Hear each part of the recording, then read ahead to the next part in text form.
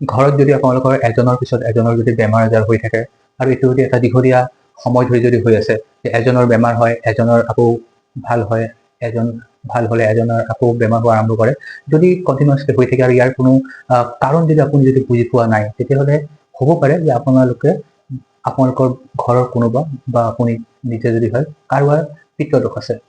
পিত্তদোষ যদি আছে তেতিয়াহ'লে বা আপোনাৰ কুণ্ডলীত যদি আপুনি অলৰেডি জানে যে আপোনাৰ পিত্তদোষ আছে, তেতিয়াহ'লে তাৰ পৰা হাত সৰাৰ কাৰণে কি কৰিব লাগিব? পিত্তদোষটো কি হয়? পিত্তদোষটো হ'ল যে আমাৰ পূৰ্বপুৰুষৰ দুখ বুলি কয়। গতিকে পূৰ্বপুৰুষৰ যদি আশীৰ্বাদ নাথাকে বা পূৰ্বপুৰুষ যদি আমাৰ ওপৰত যদি সন্তুষ্ট হৈ নাথাকে, তেতিয়াহ'লে আমি পিত্তদোষত ভোগা।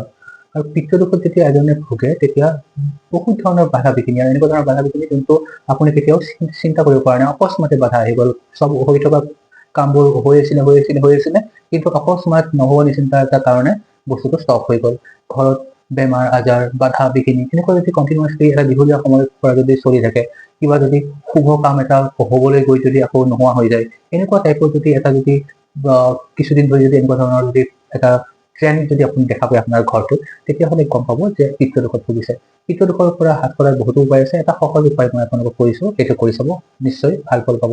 কি কৰিব লাগিব যে আপুনি সন্ধিয়া সময়ত আপুনি দক্ষিণ ফালে আপুনি মুখ কৰি ল'ব।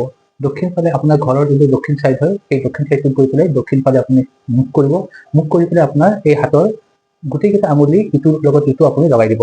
লগাই দিলে আপুনি আপোনাৰ পিতৃ বা পূৰ্বপুৰুষক আপুনি স্মৰণ কৰিব, তেখেতসকলৰ পৰা ক্ষমা প্ৰাৰ্থনা কৰিব যে যদি কিবা ভুল অজানিতে হৈছে তেওঁলোকে যাতে ক্ষমা কৰে আৰু আপোনাক যাতে তেওঁলোকে আশীৰ্বাদ কৰে, এইটো কৰিব। আৰু প্ৰতিদিন সন্ধিয়া আপোনাৰ ঘৰৰ দক্ষিণ চাইডটো চাউথ ডাইৰেকশ্যনত আপুনি এটা কপাৰ বা তামৰ এটা আপুনি চাকিত সৰিয়হ তেলৰ এটা চাকি জ্বলাব।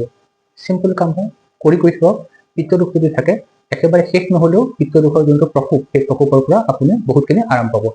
নমস্কাৰ।